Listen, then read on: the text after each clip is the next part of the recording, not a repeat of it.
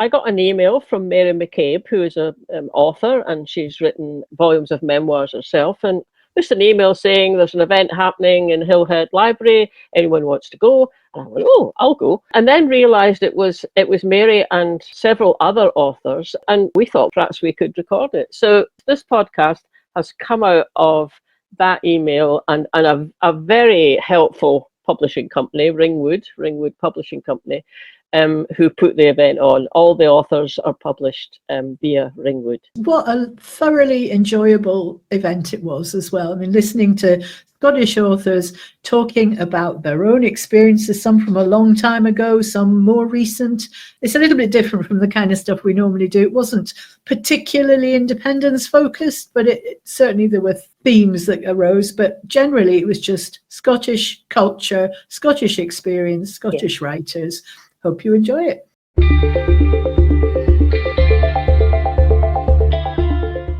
We're talking about memoirs. Two clauses in a referendum is quite clear, really.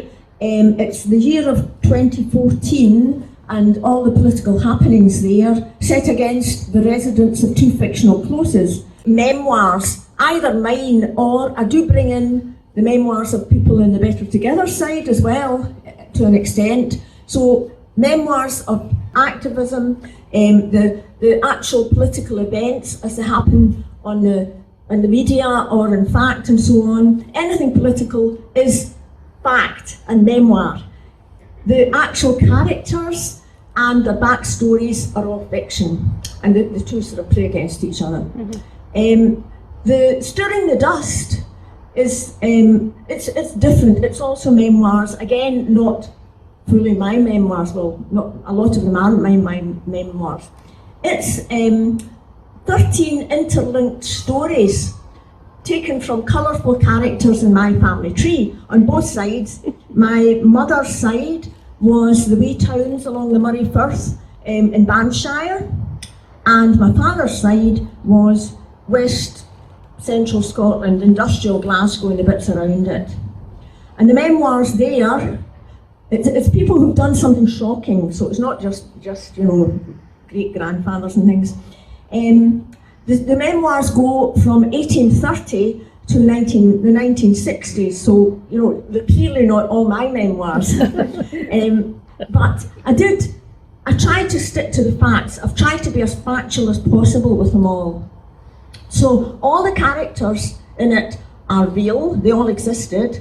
All the main events happened, and my sources for it, initially it was old stories from the old aunties about shocking things people did back then, and particularly in Buckie, small town, twitching your lace curtain is kind of, there's always shocking things happening if you've got the right frame of mind. So old auntie stories, genealogical research and documentation, and there were moments of serendipity. When I was doing my research, I came across an 1888 issue of the local Buckie paper, and amazingly, it happened to have an advert in it for my great-grandfather's sister, who was selling her house to emigrate to California. And she sold it for £660, so clearly she was the rich side of the family in those days. There were also all these wee shops giving their adverts. They were selling things like teeth. You could buy a tooth for 12.5 pence, half a crown. I don't know how they put it in, but you could own the tooth if you had no teeth, and buy them like that. And they were also selling WCs, flushing ones. You pulled a chain and they happened, and they were advertising that plumbers were selling them. So things like that all added it colour and atmosphere. And the personalities, I had to attribute personalities to everybody. Some of the personalities were not very nice. And I always based it on something I'd heard about them. So I didn't just make up a horrible personality out of my head. To take an example, there was my great-grandfather's sister, Bella, who left her husband, abandoned her husband and 4 of her 5 children to run off with a street musician. So what kind of person was she? I would assume she didn't have a very happy marriage.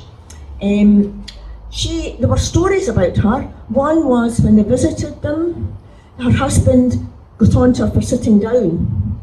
And she said, I finished all my housework. And he said, we'll get up and walk about then. I can't fall to see idle, you swear bosom. And so they get up and walk about. So that tells you something about their relationship. On the other hand, they also said that she read Penny Dreadfuls all day, let the house fall about her ears, and also there was an incident where her children hitched a lift on a cart or something from their home in Cullen to my great-grandfather's home in Buckie, and said they couldn't find their mother and they were hungry, and he had to bring them in and give them all their dinner. So I based her on that. Once you were into my bit, which is towards the end, of course, I can bring a bit more atmosphere in. And to give an example, I changed schools when I was 8. The first school I was in was the school my mother was teaching in. She put me in there for handiness. It was a state primary in a poor area. And when I was 8, she moved me to another school, which was not exactly private. The fees were like £3 a year. There were nominal fees. You did have to pay for the books, and you had to pay for the strict and uniform and stuff like that. And they were attached to the teacher training college, and they did experimental educational methods. And I remember going from the other school to that school it was like moving from black and white into Technicolor. The school I'd been in before had never left the 19th century. The classrooms were drab. The toilets were so primitive. And even the children had a kind of prudish attitude. If they were running about playing fever or something athletic, we were terrified somebody would see their knickers and things like that. I went to the other school, and I'll read to you what it was like.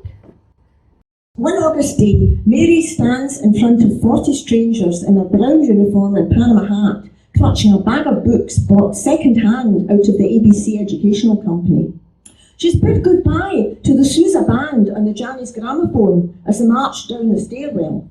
Scratcher pens, inkwells, and florid, loopy handwriting. Rows of open-fronted desks all facing the teacher. The cracked wall map with half the world in pink. Peely-wally, shilpit, manky 8-year-olds in sannies or wellies who play ring games in Peaver, who shout when the bell rings, the bell, the B-E-L, tell the teacher I'm no well. And who go, oh, if they glimpse one another's knickers.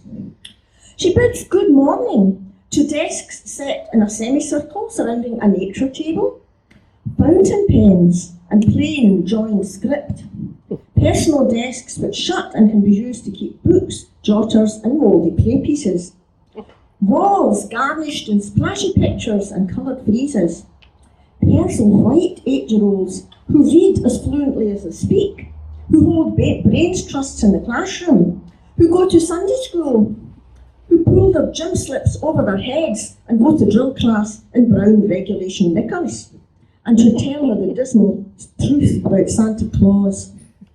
And Glen Ross, she was one of a minority living in a house with a bathroom.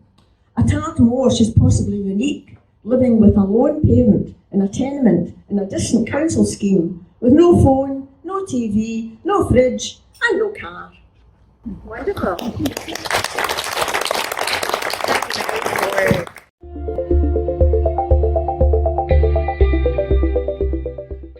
So, first of all, many thanks for you coming, and many thanks to everyone at Ringwood for inviting me to be part of this event.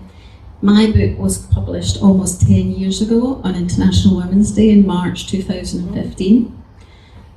My life then took a strange turn in 2015, so I haven't done a lot of these speaking events since then, so I'm absolutely delighted to be here.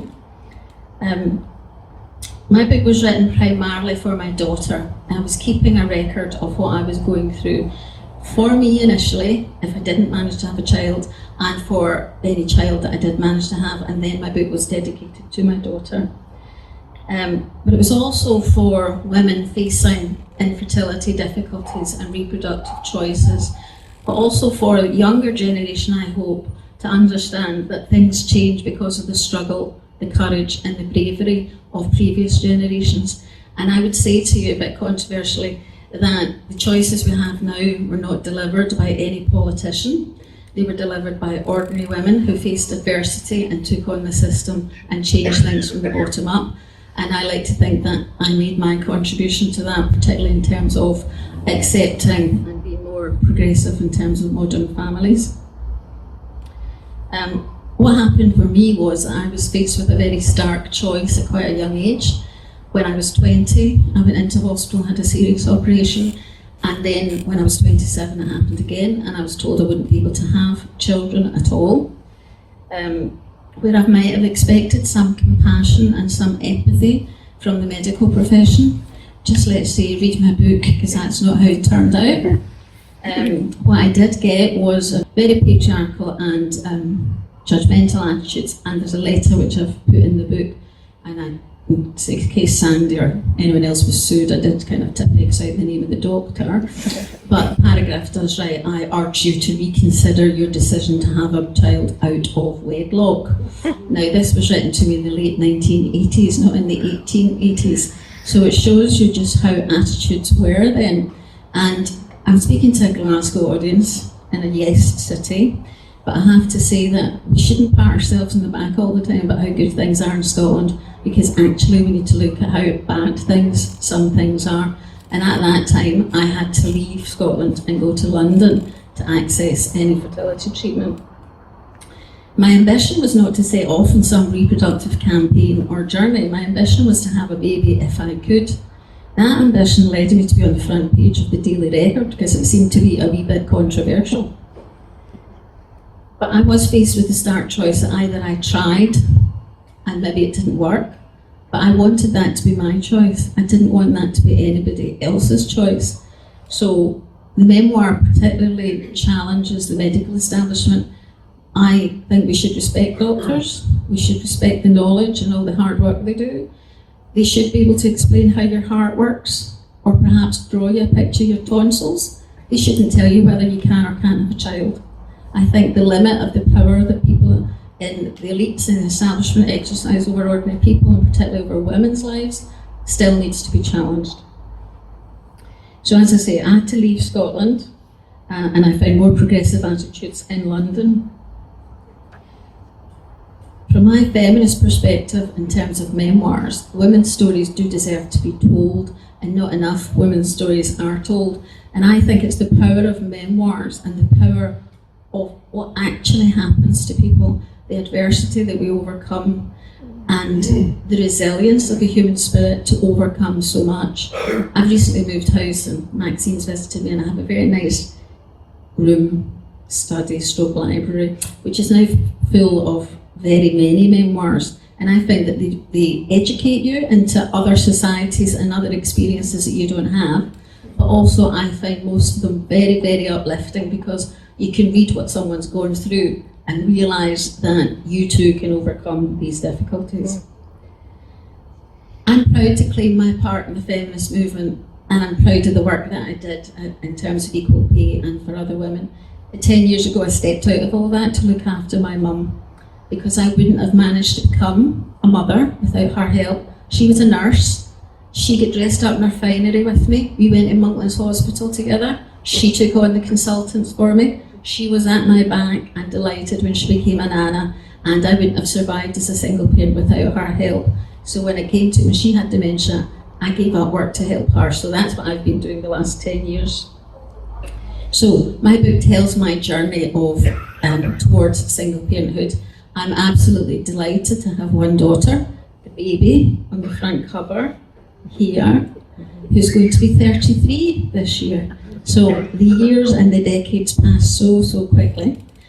I'm overjoyed too that she has her own baby and a little boy who's now 18 months. So I'm a grandmother, and I'm overjoyed to be a nana. And had I listened to the medical advice, and it wasn't medical advice I was getting, it was very Catholic advice, because the doctor, it turned out, was a Catholic father of 8, and that's why he wrote me that letter about not having a child outside wedlock. I've taken to be a bit like my mother, and I've been checking out the obituaries. So if I'm writing again, I've got to be careful, because apparently it's still around, and you've got to wonder how many women's lives he influenced. and that was adverse choices that they had to make because he wouldn't give them access to help that they needed. I wanted to exercise agency over my own body and over my own life and to make those choices. And having done so, and since my book was kindly published by Ringwood 10 years ago, there were various other comments made about the choices. And everyone can have their own view on that. I'm absolutely fine and relaxed about that. What people can't do is decide what you're able to do. And I brought my daughter up to be very clear and positive that she was very wanted and very loved, and that other people could have their view, but it didn't need to affect her. So she's grown up to be a very articulate, confident young woman, and I'm absolutely proud of her. My memoir tells a story that I went through. It isn't the doctor's story, and I know there may be going to be a debate here about what's biased or balanced, but I don't believe in balance, actually, and I think that there's no objective view because everyone is subjective, and you're all carrying baggage from previous generations, from your family upbringing, from your education, from where you were brought up. So I'm going to be quite interested in the debate later on. What I would say in trying to wind up so that I don't overrun time is that life is full of many, many challenges, very many triumphs, and I have had some of those in my life which I'm happy about, and very many traumas, one of which I've just gone through the last few weeks. But memoirs can help strengthen us, because I do think that they recount the real pain and sorrow in life and what we have to suffer, but also give us a resilience and uplifting spirit about what we can actually endure and what we can get past, and how life goes through different chapters. So if anyone in here is actually having a really tough time, I wish you all the best. Hang on in there. Tomorrow's another day, and you just put one foot in front of the other. And for me, I count my blessings that I have one gorgeous daughter who's 32 and a lovely little grandson who's 18 months. And I thank Ringwood for all the support they've given me the last decade. Thank you very much.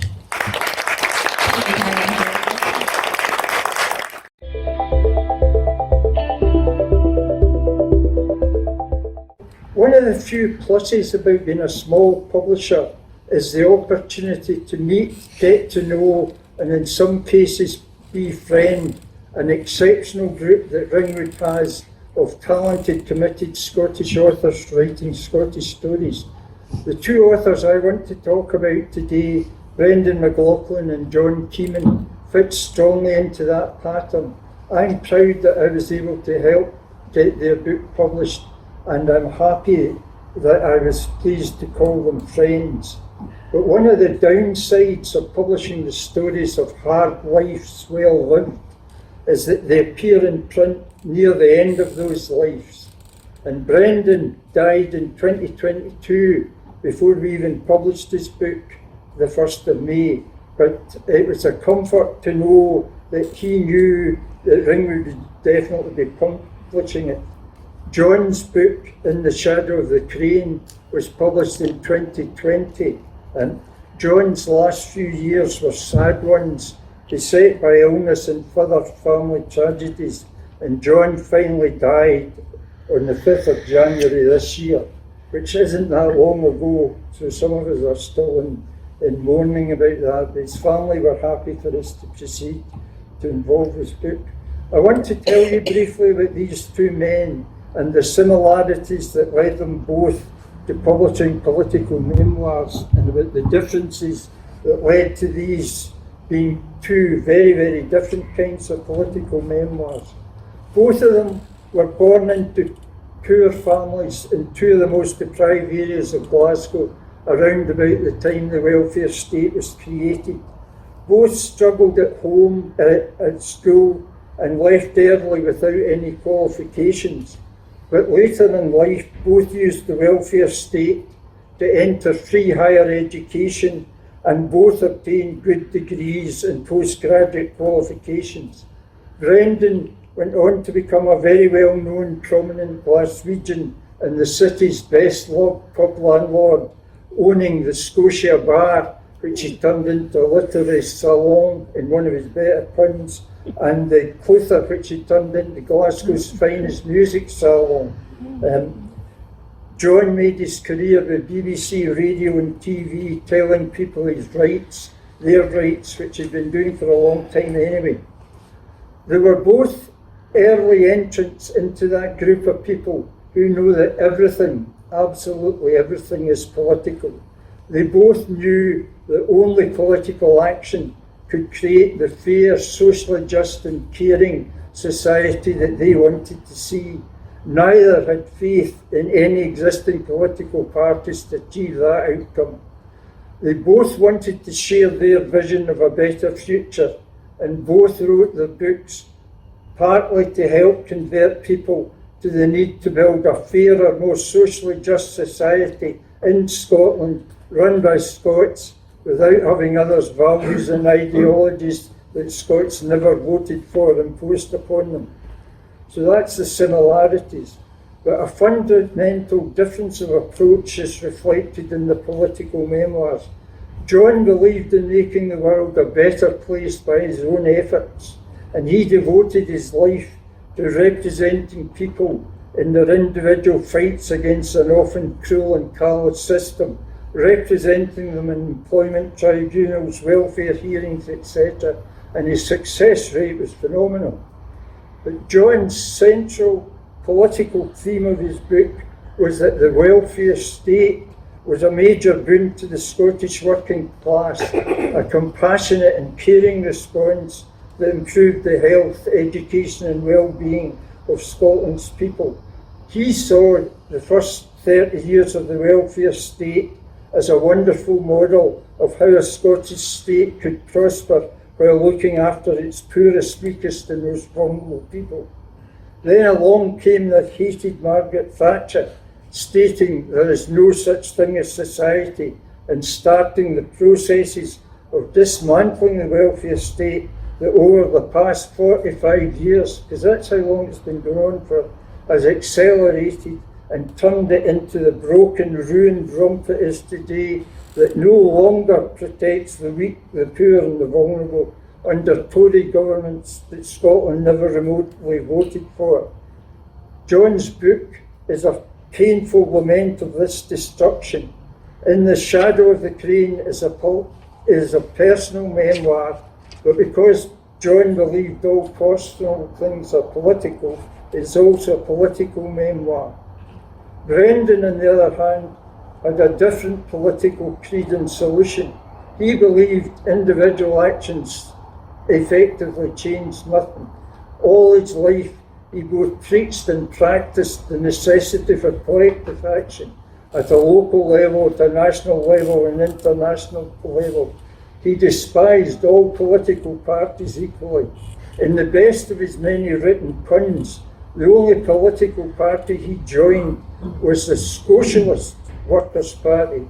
Think about that. And it is no coincidence his book is set in International Workers' Day. His book, The 1st of May, is the first serious Scottish contribution to the fastest growing literary subgenre of recent years, angry autobiography as a political weapon. John and Brendan were two of the finest men, the best men I've ever known. If you want to honour their memory or learn more about them, read their books. I commend them to you strongly.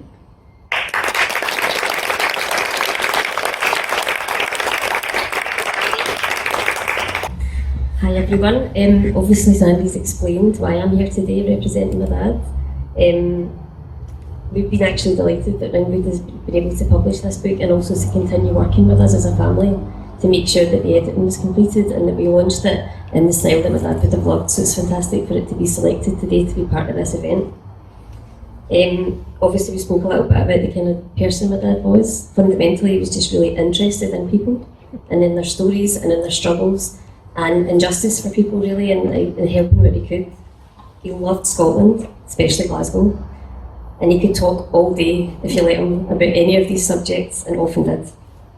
So when I was young, he wrote songs quite often and later short stories, but he really focused on writing a novel when he lost his parents when he was in his 40s and realised that they hadn't left a proper legacy of all that they were. Like, he knew that they were creative people. They often sang at parties and things, and we had very little to demonstrate to anyone what they were like as people. So it was his dream, to complete his book and to have it published. And we were really delighted that he was able to actually sign the contract with Ringwood and to have the conversations that he had with you, Sandy, before he passed away, so that you and Joni and Matt and Maida could, confidently edit and finish the book for him. So it's been really fantastic for us as a family to celebrate this. And for him to have the recognition as a published author was a really big thing for a man who probably presented as very confident, but I'd say that he probably lacked real deep confidence in himself and in his abilities. So this has been a real big success for us, for him to have that recognition. And I just thank you really for including it in today, and it'll be really interesting to see what the debate brings. Thank you. Thank you very much for that. This first reading is from page 191. My that'll be right ethos about such buncombe was humbly based on what I learned from living my life amongst ordinary people in a common sense folklore that allowed me to have my own conclusions about love being the only empire of faith worth believing in. Why genuine love was more than simple romantic meandering between human hearts. To have the faith of love, folk needed to live it and not just talk about it. Be cognizant how they conducted their lives in respect to one another. Though it might sound poor mad and completely daft too, the relationships I had with my pubs, staff and customers might just owe some of their success to that very ethos. The regulars and playing clientele of the Scotia and the Clutha were invited to invest themselves in an earnest quest to create something different from anything they'd experienced before. The chance to whet a bit more than their appetite in the community partnership of 2 public houses that offered them so much more than what their forefathers and mothers got in the drinking dens once found in nearly every corner in every industrial city like Glasgow, to keep workers as well oiled and insensible as the tools and machines they worked with. I sat reminiscing about what I'd learned over the years from my experience in pubs, how I'd always tried to operate from the drinking and sing-song side of the bar as the best way to keep everything in balance. Much helped that I'd been a customer in Scotia myself during the late 60s and throughout most of the 70s, when it was the bohemian hub of Glasgow, round the corner from Paddy's Market, cafes dosed on the Brigade, soup the world's best chef will be proud of, knuckles of beef, neeps and tatties, and flanks of mutton and cabbage with belly buttons pinging. The oldest part of Glasgow and the River Clyde bustling with its own natural frum and theatre for the art of living in the underbelly of the city. I'd known it was better to be highly visible among the punters in the pubs, keep control of the floors and an eye on the doors for troublesome opportunities, while at the time calling the convivial shots and minding shot with an ever watchful wink in my eye. Democracy, for goodness sake, not always perfect, but were it not such moments that led to the minutes of reflection that had artists, philosophers and scientists spending endless hours, years, lifetimes, looking for the light that might let them take the path into the future in the quest to find that singular point of empirical persuasion in their search for that unattainable place where there might never be anything more certain than maybe, but also the very horizon that more and more folk aim their existence at. Even if few of the highbrows and filthy rich ever got anywhere near interested in getting to the bottom of humanity's topmost questions, whether one was morally impartial or spiritually sensitive, it was always worth it to wake up in the morning and say, thanks to all those who helped make the world a better place. Hi, I'm Emma and I'm the support worker for In the Shadow of the Crane.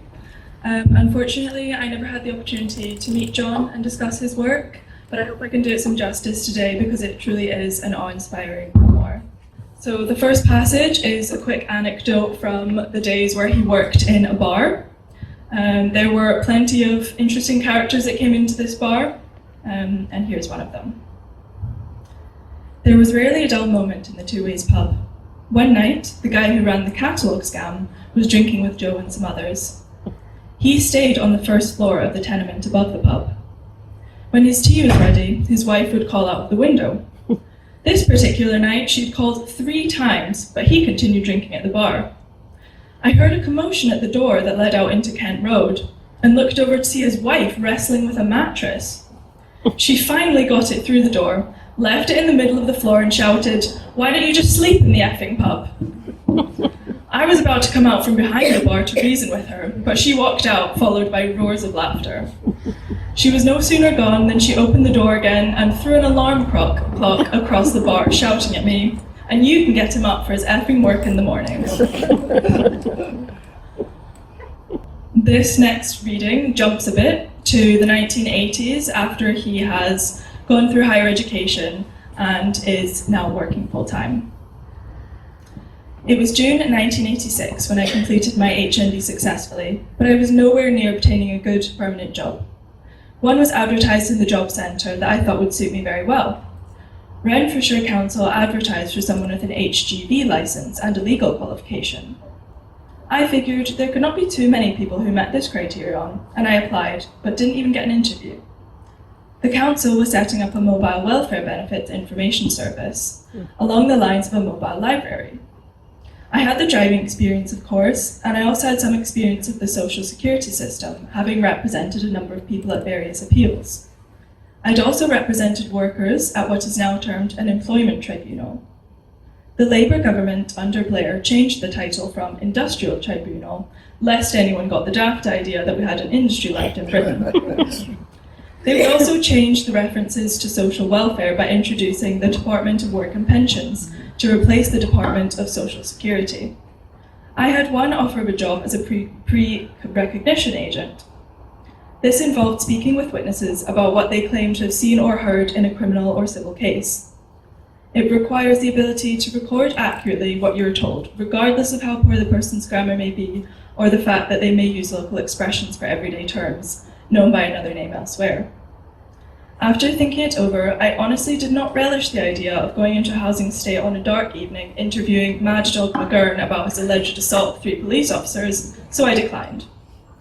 I found myself being asked to help with advice on faulty goods, wills, and other general legal stuff, which kept me busy reading and writing for a while.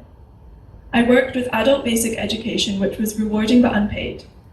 I remember my first student simply wanted to learn to write, chiefly because she wanted to communicate with her brother who was in Australia. A couple of days after her first lesson, I saw her in the street along with a man I presumed was her husband. I was on the verge of saying hello when she pulled him into a shop and indicated I shouldn't say anything. At her next lesson, she explained that she hadn't told her husband she was going to ABE, and if she'd said hello, he would have asked too many questions. Who was I? How did she know me? And so on. I was quite taken aback that she seemed ashamed of being unable to read and write. A few months later, she wrote to her brother. We both laughed at his reply because the first thing he asked her was who wrote the letter for her. I remember also having a young man who simply wanted to be able to write numbers as words. He was running his own disco business and was getting a lot of work. He'd been advised to keep accounts for tax purposes and to pay any expenses by writing a cheque, but he couldn't express a sum like £17.54 in words. I asked him if he was ever asked in writing to play a particular song, and he said he did. So what did you do if you can't read it? I asked. His reply was that he just made out that the person was a bad writer. In essence, he covered up his own embarrassment by embarrassing someone else.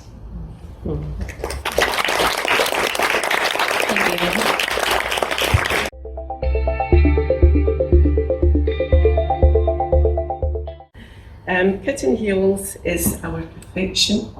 It has been called akin to a memoir in terms of being immediate. I'm not sure if I agree with that totally, but that's for the debate later. The book is about a 13 coming 14-year-old girl, Kathleen Gallagher, who lives in a fictional town called Havoc, which I want to represent any of the towns on the Clyde, including Glasgow. She is the oldest in the family, and she ends up having to take on the caregiving role as her mother separates from the father. The father's gone off with a bit of stuff. He's still in the town as far as she knows, and still working at the yards. She has 3 siblings, younger siblings, including a baby that she has to look after. She's a clever girl, she's bright at school, but she's meeting an awful lot of obstacles in the way of her education. No less having to look after her family, having to work part-time in the shop, even at 13, and having to deal with her mother who, after her granny dies, becomes increasingly unstable. So that's the story, and the story is about how this girl manages or doesn't manage to overcome the obstacles of overwhelming obstacles of institutionalised power, the effects of the Catholic Church on the family, her poverty, lack of opportunity, and on, really. I wanted to give her a voice that was representative of where she lived, where I lived in Dumbarton, which is a Glasgow dialect. So I've written it in Glasgow dialect, and or really my own dialect, whatever you're hearing now, that's what's in the book. That was important to me because it's part of the identity of the character, and I wanted her voice to be heard. She's a young girl, she's poor, she's isolated in some ways, she's a caregiver, and she's probably no different from many young women today, unfortunately, which is sad to say. I don't give the father in this book much time, but he does have a little bit here. It was tea time on Friday, and it felt like autumn. Wind slapped your face as you ran, and rain threatened so you could taste it in your tongue, a kind of dampness that hadn't yet solidified into droplets. Luckily my hood was up, and I had a wool scarf wound around my face. I was in disguise, and I had to blend into the tenements behind me.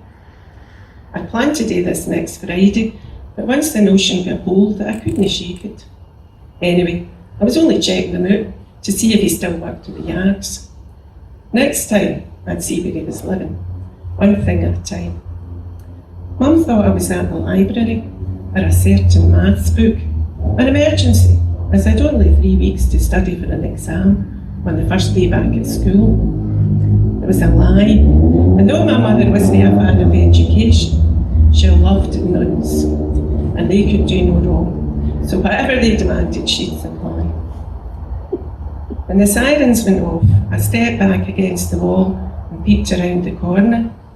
The street was packed with women, wains, prams, dogs and leads, waiting for men to come out with the wage packets. I hoped I wouldn't lose sight of him in the rush.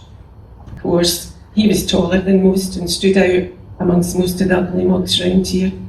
I wasn't anywhere near the old spot where we used to meet.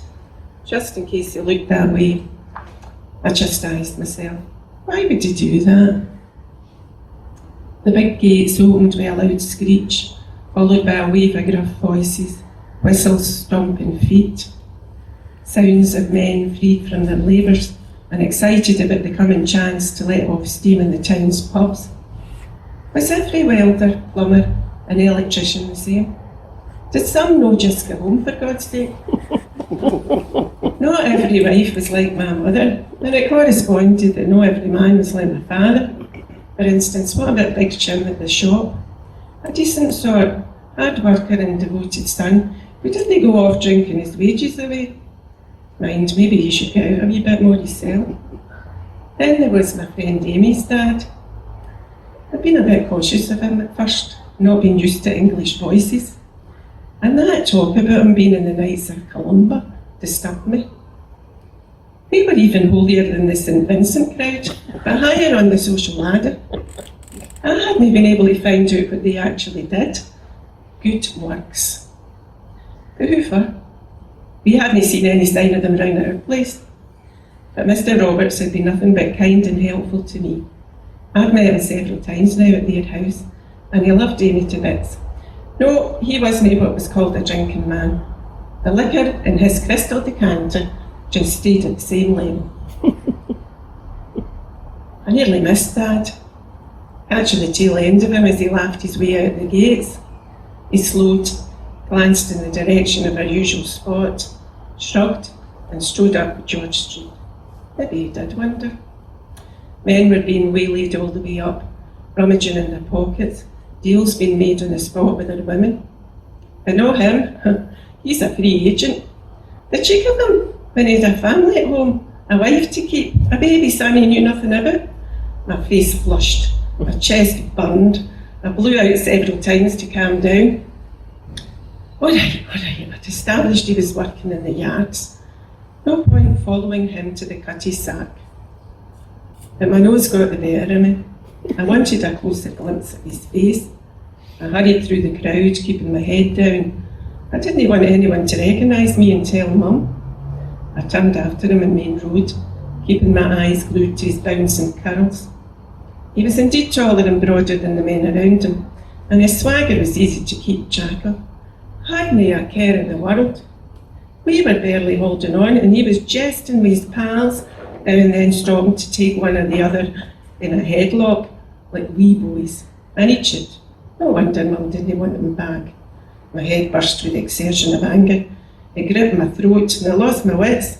I raced forward and tugged him by the back of his jacket. "Stop!" he yelled.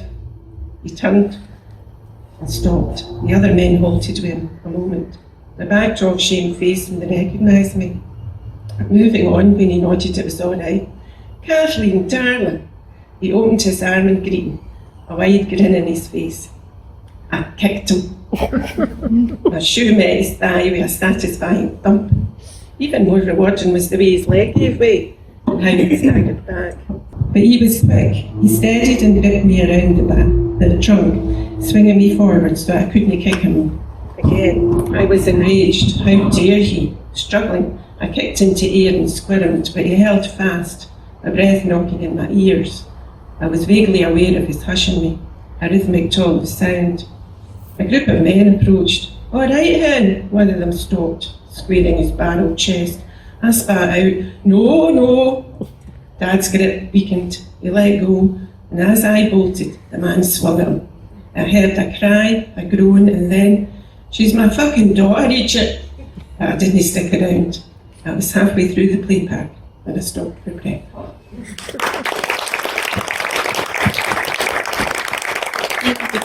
Maureen.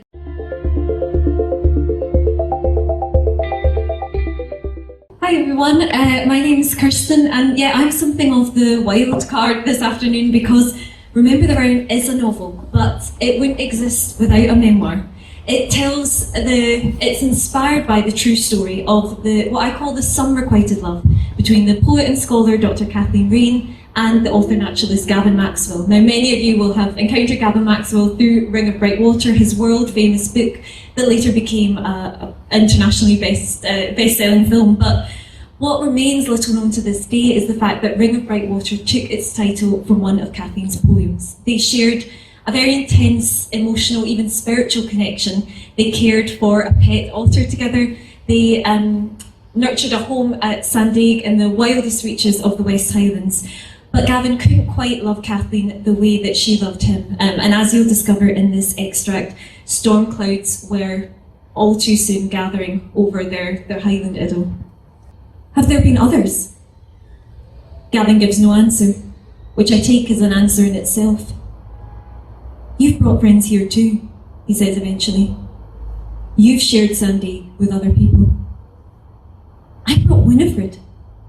I throw my retort back at Gavin, angered anew at the sacrilege of hearing the name of our paradise dragged down into this dirt. She came here to paint. I didn't bring her to... Words desert me. The poet and the woman in me cede to the animal raging inside. But this is no natural creature. This infuriated, foaming-mouthed beast is deformed, cloven-hoofed and black-horned. It is brutish, savage, demonic. You disgust me. I disgust myself, even as I say it, but it achieves what I only realise in retrospect was my intention. I see it strike Gavin's face, my show of revulsion hitting him with all the bloodied, brutal viciousness of a wildcat's swiped claw. One word, once again, and we are severed from one another. His cheeks flush as if I'd slapped him. A violent low blow, hard and fast enough to leave us both reeling. In the silence that follows, I watch him summoning up his strength. Tall and upright, injured yet undeniably courageous. I admire him for it, I realise in shock. Deep, abiding affection rippling like drops of fresh water within the blood-stained bilge of my hatred. Heaven help me, a part of me still loves him. As long as I live, a part of me will love him. But I did not speak of love, did I? Only disgust. If that's true, Gavin says, it's even more reason for you to leave. I lash out, a howl of anguish borne aloft in the air at the thought of being cast out of our Eden. My limbs slash towards him and I see shot flit across Gavin's face before, with military perfected precision, those famous reflexes kick in. He seizes my wrists, a tight grip holding me away from his torso, so I flail like a ragdoll tossed to the wind. With all the physical strength I possess, even with the waterfall's weight of fury coursing through my veins, I cannot overpower him. The throb of nascent bruising is pushing through my skin. My pulse beats with the impotent fury against the pressure of his fingertips. His physical power startles me, even as I writhe and resist. I remember the first day we met, opening my door to a stranger who looked too fragile to stand without support. Gavin needed strength from me back then. I kick out, walking boots swinging wildly like those of a woman breathing her last on the gallows, inevitably missing my target, which I believe through my vague mist of rage was Gavin's shins. I sink, collapsing tattered and dishevelled into a heap at his feet. Only then does he let go, dropping me as one unwanted.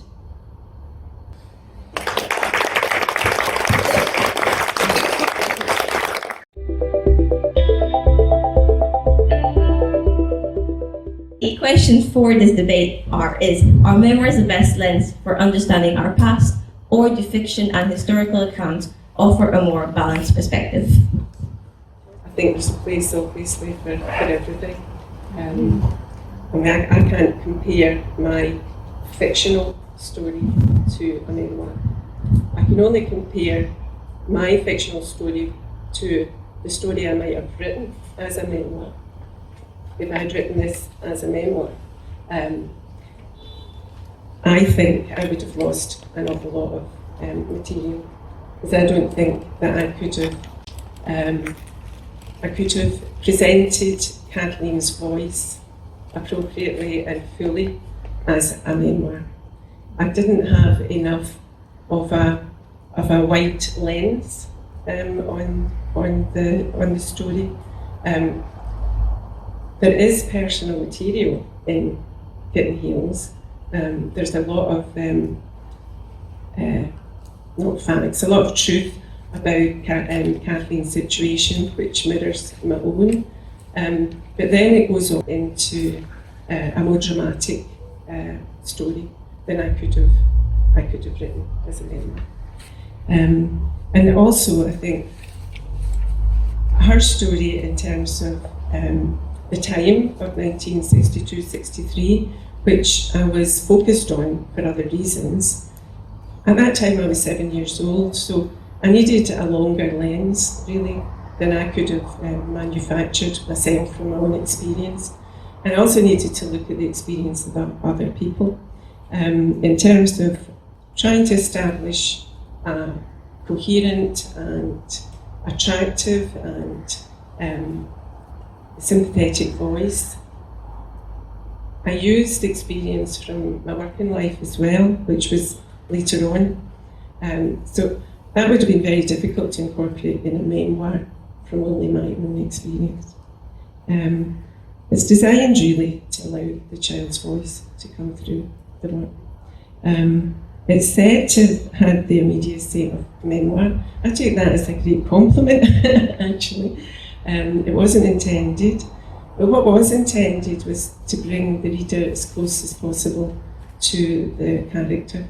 And to do that, probably many of you will have heard of John Gardner's The Art of Fiction, where he talks about the fictive dream, where a fiction writer can manufacture enough believability for the reader to feel that it's actually real and that it's not made up, that when they're in this story that they actually feel it's a real story, it's a slice of life, and it's really and I'm not owning this, but it's the magic of fiction, really. That's what happens. I suppose I start from the sort of feminist perspective that the personal is political, and that when something real has happened, the power of that story, for instance, just in terms of my story, was real outrage at the way I had been treated, and that how this was wrong and things needed to change. And I think that the story told in such detail encouraged other people to agree that things were wrong and needed to change, and that actually single parent families should be supported and shouldn't be shunned. And when you look back to what particularly happened in Ireland with the Magdalene laundries and how women who got pregnant outside marriage were treated, that actually telling your recent experience of how attitudes, these sort of attitudes still prevail within the medical profession, within the legal establishment, I wanted things to actually change. So I think real life experience, honestly told, does elicit immediate change. And I also think that the honesty behind the memoir, I'm reading a book called Wifedom, and it's told from the perspective of George Orwell's wife. And I'd quite like a lot of left-wing men to read this book, because it gives a very, very different perspective on George Orwell and his decisions to go off to the Spanish War and his decisions to do all these worthy things, but the ramifications that had on his wife and his family. I've also read, lots and lots of memoirs, biographies, and I think that the personal experience and the adversity that people overcome, to me, is much more powerful than reading only a fictionalised account, although I don't think it needs to be a polarised debate. I think, Waterson's across the road has shelves and shelves full of books. We should be reading all the books we can and educating ourselves. And I found that reading lots of memoirs about different cultures that I've never known. I've read The Boy with the Top Knot about the Sikh family. I've read Educated by Tara Walsh-Westover, which is all about being brought up in a Mormon family in America. I've most recently read and tweeted to Polly Toynbee, who's written An Uneasy Inheritance, about being brought up middle class. And I was like, well, there you go then, that wasn't actually very good, was it? So I sent her a tweet saying I found her memoir very interesting because she was born into this family of influential people who had been Oxford dons and whatever, and the pressure was on her from day one to aspire to that level. And when she dropped out of Oxford, when they weren't very supportive to all of that. So I think recounting the actual experience of real people has a power behind it that a fictionalised account can't always, for me, because you know that it's made up by someone, however good the imagination is, it's not an honest account. Margaret Foster wrote this book about an ordinary woman, and I read it, and it was absolutely fabulous what this was from the perspective of an older woman. She's looking back, she'd been at Greenham Common, she'd done all these things that I've done, and after I finished it, I was like, I'm going to find her grave, and I'm going to go and take flowers, and I'm going to do this, and I was utterly deflated to find she wasn't real, that she had made this woman up and, pieced together the different episodes and the different chapters. So for me, I like really real life stories of real people who hold the rest of us up and give the rest of us courage to keep going. I want to talk about a couple of other people's books at the moment, because the thing that comes totally to mind to me is two women who were both called Harriet, and they lived almost exactly the same time. They were born within a year of each other, and they died within a year of each other, and they both wrote anti-slavery abolitionist books against the institution of slavery. They lived right through the 19th century in America. And one was Harriet Beecher Stowe, and she wrote Uncle Tom's Cabin. Harriet Beecher Stowe was very well connected, which of course is important in getting your book promoted. And her book was actually a bestseller. It sold more than any book in its time, apart from the Bible.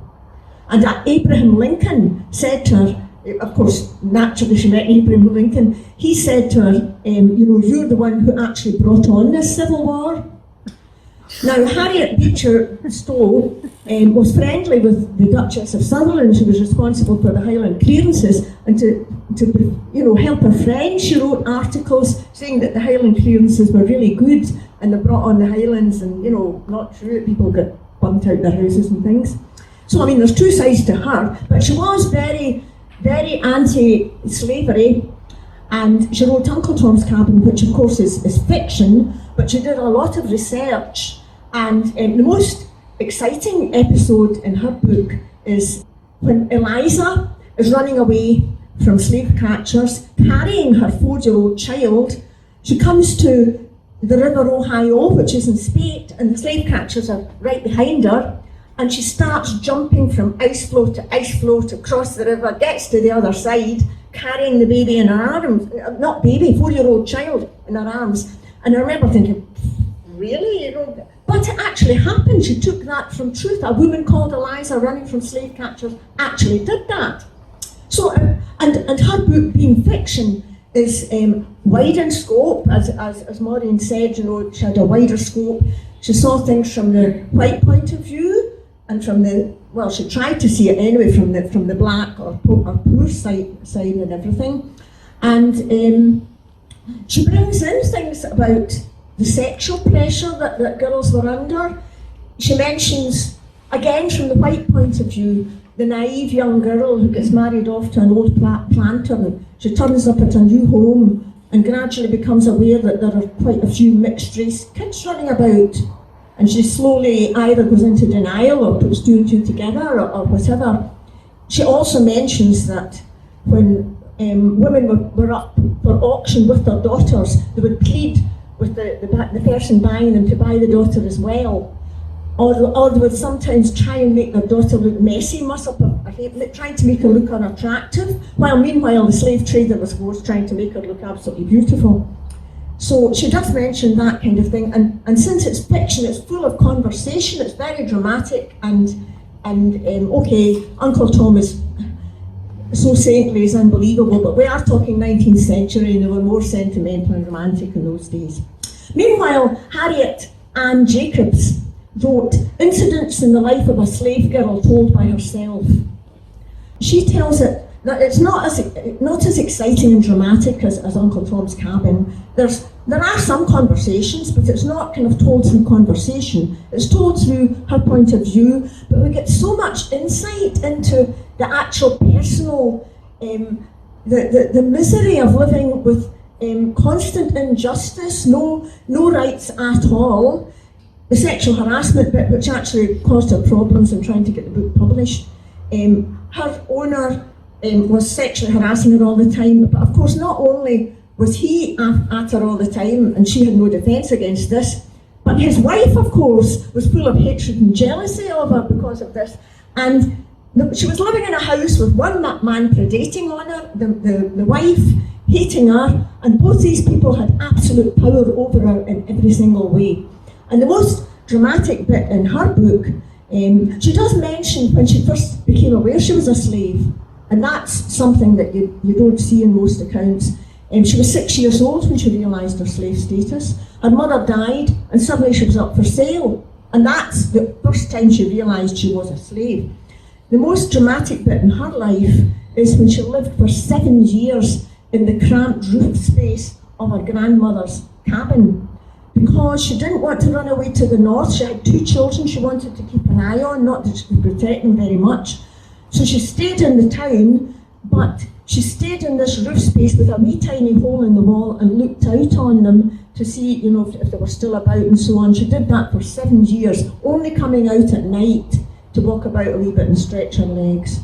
So really, Harriet Beecher Stowe is it's an exciting book, and it's been made into many films. It's now considered too controversial to be made into a film, but from both the black side and the white side, it's basically gone out of date. But they made a lot of films in the 20s, they went silent movies about it, and also in the 30s, so it's made loads of films. Harriet Ann Jacobs had difficulty in getting a book published, partly because she was in hiding in the north, but also and she had a future where after the Civil War, she set up hospitals and educational establishments for black children, and she travelled. She was over in Scotland at one point, in the wake of our owners or whatever, who were abolitionists. Well, maybe they weren't our owners or friends or whatever they were. But hers is a more unusual book, definitely. Although Harriet Beecher Stowe has a wider perspective. Obviously, she brings in the politicians. She's well connected. She's in first name terms with all these movers and shakers. So, Wood's okay. The fiction, if it's well researched and so on, but for the psychological experience, you can't really beat memoirs.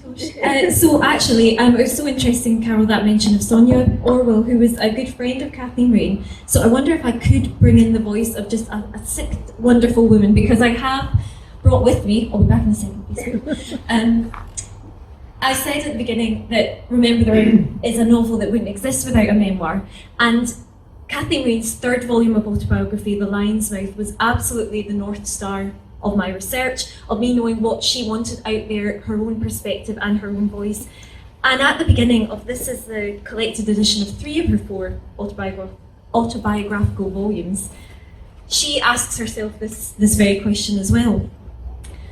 A journalist friend recently asked me why I had not written my story as a novel. It would have had better sales. Sandy, you can confirm that or otherwise for us later.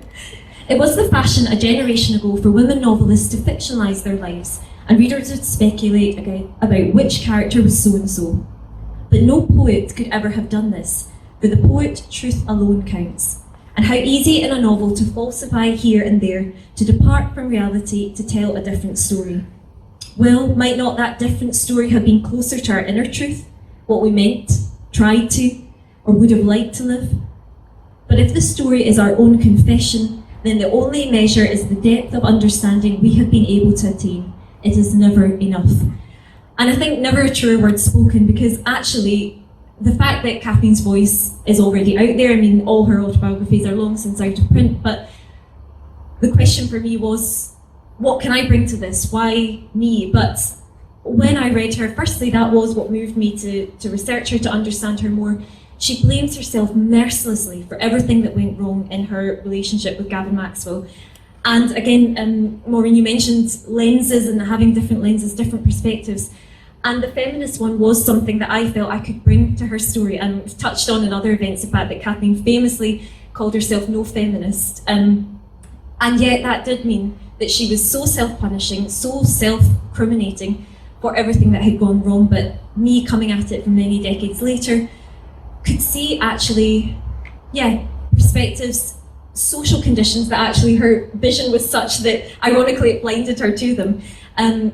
So it was out of compassion, out of empathy, and wishing to walk in her footsteps. So I would say that yes, I think all of us can only write one perspective, but that's something to embrace, as you mentioned, with Waterston's and here in the library. The shelves are absolutely filled with wonderful stories. I think Virginia Woolf, she said that if anonymous was often a woman, then neutral is too often a man. And in fact, bringing women across the generations, as we're doing today and as Ringwood have been doing for decades now, I think that memoir and novel, very often they don't need to be in competition, they can be in conversation. Having the process of writing, did it reveal any biases that you perhaps didn't previously know you had?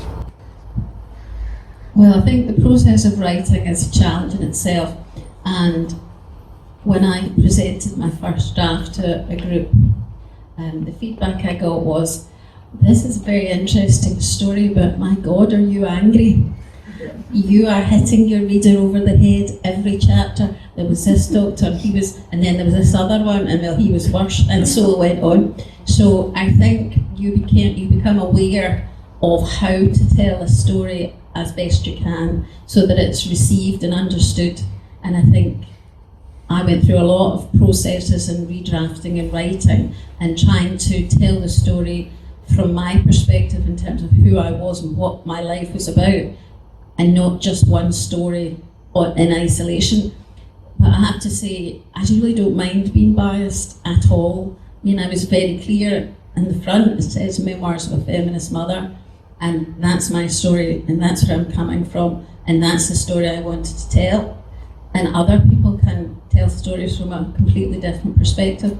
That's where you'll get your balance, because you'll have some stories from one perspective and you'll have other stories from another perspective. I thought there was a lot of similarities between Wifedom and Remember the Rowan. And so for me, it was really helpful reading these two books about horrible upper middle class men who were entitled. But also both these books, both your book and Wifedom, is based on memoir, but is written by somebody who's had time to filter it and filter through the anger, etc. So I'm thinking when Carol's talking, I wonder if in 50 years' time somebody will take your memoirs and sort of filter them. Have you read Wifedom? Yes, actually, and especially because of the relationship between Kathleen Rain and George Orwell's wife. And it's such an interesting point because I like that approach to reading. It's not one story, it's every story is a chapter of our wider understanding. Because I don't know about everybody else, but whether we're writing fact, fiction, a blend of the two, the tip that we often get and share is show, don't tell. Really what seems to be resonating is how embodied the experience is in both memoir and fictionalised herstory, perhaps we could call it. I would describe Gavin Maxwell as he's the anti-hero of the story, but you know what, it's documented in Kathleen's work and indeed in his own, the way he behaved, quite often the language he used towards her. So if he becomes a villain in some people's eyes, there's not much we can do about it if we know that the thread has been true. But yeah, my goodness, it would be fascinating to think, like, I mean, Carol, how does your own daughter, how does she approach your work? You never know, there might be a sequel. So I think I would leave that up to her because she's now establishing her own family and living in London and being very successful. Yeah. And I'm immensely proud of her. And what I think is, on a wet Wednesday afternoon when I was thrown out of a hospital in Monklands, had I just got on the bus and gone home and done nothing about it, she wouldn't be here. My grandson wouldn't be here. So it's really about, for me, exercising agency over your own life and then telling that story so that it gives other people the chance to make their own choices. They may be completely different choices, but it's for young women particularly. And I brought my daughter up to know that she was wanted and loved and the world was her oyster. And I hope that I'm being a supportive mother to her to do whatever she chooses to do. So for the younger generations, I don't want us to be in any way in conflict. I want us to understand that we all kind of are held up by the struggles that have gone before. When I was writing Two Closes in a Referendum, I was very much, well, before I was writing it, I was very much involved in the Yes side activism. I mean, I was doing that several days a week. My whole 2014 was taken up in the Yes side. But when I came to write Two Closes in a Referendum, I also wanted to present the No side. So I read Joe Pike's book, Project Fear. Joe Pike wrote from the No side, so I read that book very carefully, and I even gave it an acknowledgement, and also went to the Better Together office and got a whole lot of the literature and studied it and so on, because I didn't want to only present one side. I thought it's a referendum, you want to present both, and you don't want to present the Better Together as just horrible snobby folk. I wanted to present them as nice people, and that makes the book more believable in my view, although the personal memoirs are all in the Yes side, but I try to get the balance. So there's something that Carol talked about, which is how her memoir kind of is quite educational for women. They kind of get to learn about what happened in society at that time, and I think that kind of resonates with all of your works. I think, do you think what makes memoirs so unique compared to different genres? Well, I would just say briefly, I think any woman recording her story in any mode or method that she sees fit can only be a good thing, because as we've touched on, historically and around the world today, women's stories are being silenced. Somebody who's been a great mentor to me, and you'll see her on the cover of Remember the Round, Sarah Sheridan, she's often made the point to me, because she also writes historical fiction, that we're stuck in class 101. We're stuck learning our, where's the analysis, where's the reflection, because we're still having to build the bricks when a story is lost, when a women's experiences are lost to the annals of history. We have to relearn, we have to continually cover the same ground, and that means that we can't grow, that we can't flourish, that we can't pass the baton to the next generation of women. So that is why it's so valuable to have stories preserved in this way. yes, I wouldn't get too caught up with which genre or which mode you choose. I think the most important thing is having that voice preserved, and there's space in the bookshop and there's space in the library shelves for it. Just want to go back to one point about not having truth in fiction. I think there is a lot of truth in fiction, and I think the reader, and it certainly me as a reader, can recognise that if it's not consistent, it's not heartfelt, if I'm not with the character fully, then I know that there's something dishonest going on. But in well-presented fiction, I think there is certainly truth. We'll put in the notes who the authors were and what their books are called, and Ringwood Publishers, if you want to read them. And I think I'll be certainly putting a couple on my Christmas list, if not before. So it's interesting, isn't it? I mean, at the beginning you said this isn't exactly the kind of event that we might, go on a podcast specifically to do with independence. But it left me thinking the actual event. No, it's not all to do with independence, not at all. But it's to do with Scots, and it's to do with our society, and it's to do with what we'd like from it, and then what happens. But sometimes the things that happen are what we don't want, and it just gets me back to that view that culture and society and what happens to ordinary people and their aspirations, that has to kind of underlie and strengthen any independence campaign. So I'm really kind of wanted to say, thanks again to Ringwood for putting that on. Thank you.